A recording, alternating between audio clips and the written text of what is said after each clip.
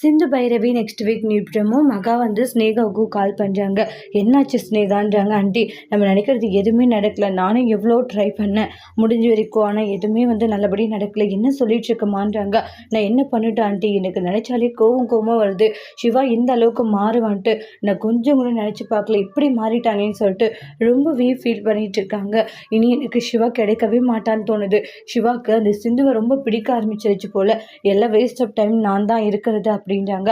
அப்படி மட்டும் நினைக்காத சரியா, கொஞ்சம் பொறுமையா இருமா, ஏன் இப்படி அவசரப்பட்டுக்கிட்டு இருக்கன்றாங்க. இல்லாண்டி அது வந்து இங்க பாரு ஸ்னேகா, நான் சொல்றத கேளு சரியா, என்கிட்ட ஒரு சூப்பர் பிளான் இருக்கு. அந்த பிளானை நம்ம பண்ணலாம். அது வரைக்கும் கொஞ்சம் பொறுமையா இரு. எதுவுமே நீ அவசரப்பட்டு ஒரு முடிவு எடுத்துடாதுன்றாங்க. நீ ஏன் அவசரப்பட்டு முடிவெடுக்கிற, நான் இருக்கல அப்படின்னு மகா வந்து அட்வைஸ் பண்ணிட்டு இருக்காங்க. ஸ்னேகாவும் சரி ஓகேன்ற மாதிரி சொல்றாங்க. சிவா நீ மட்டும் என்னை கல்யாணம் பண்ணு, அதுக்கப்புறம் இருக்கு அப்படின்றாங்க. உன்னை கைக்குள்ள வச்சுட்டு அதுக்கப்புறம் நான் நினைக்கிறது மட்டும்தான் நடக்கும் அப்படின்ற மாதிரி ஸ்னேகா மனசுல நினைச்சிட்டு இருக்காங்க. அதுக்கப்புறம் கல்யாணம் பண்ணிட்டு வந்த பிறகு அந்த சிந்துவுக்கு இருக்கு, உன்னோட லைஃபை விட்டே அந்த சிந்துவை முழுமையா நான் துரத்திடுவேன்றாங்க. அவள் இருக்கிறதுனால தானே இது மாதிரி நடக்குது. அவளை இல்லாத பண்ணிட்டா அப்புறம் என்ன நடக்கும் அப்படின்ற மாதிரி ஸ்னேகா நினைக்கிறாங்க.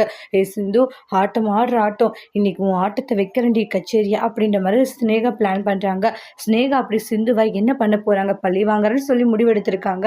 அப்படி என்ன மாதிரியான பழி வாங்க போறாங்க, அதனால நம்ம சிந்து என்னெல்லாம் கஷ்டப்பட போறாங்க அப்படின்றத நெக்ஸ்ட் வீடியோவில் பார்க்கலாம். இந்த வீடியோ பிடிச்சிருந்தா லைக் பண்ணுங்க, கமெண்ட் பண்ணுங்க, ஷேர் பண்ணுங்க. மறக்காத நம்ம சேனலை சப்ஸ்கிரைபர் பண்ணிக்கோங்க. Thank you friends.